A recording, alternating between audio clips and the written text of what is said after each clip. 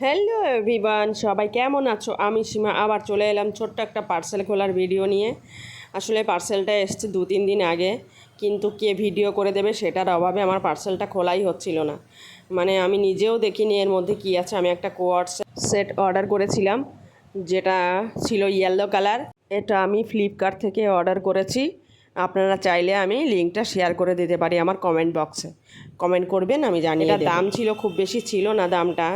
এটার দাম ছিল মাত্র 485 টাকা, 485 রুপিস ছিল। দেখুন তো কি দারুণ হয়েছে আমার কোয়ার্ড সেটটা। এটা ওপরের টপ, ওয়াও খুব সুন্দর হয়েছে, কিন্তু এটা খুব পাতলা ছিল।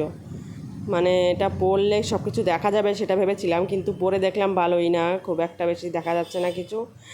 এটা খুব সুন্দর। আর এই যে প্যান্টটা, পাজামাটা কি সুন্দর দেখুন। পাজামাটা আমার তো খুব পছন্দ হয়েছে। তোমাদের কেমন লাগলো একটু জানিও তো আমাকে কমেন্ট করে। গাইস, কেমন লাগছে দেখো তো আমাকে। কোয়ার্ড সেটটা পরেছি, সবাই ব্লু কালার পরে, কিন্তু আমি বললাম ব্লু তো কমন কালার, তো আমি ইয়েলো কালার নিয়েছি। কেমন লাগছে একটু জানিও তো আমাকে।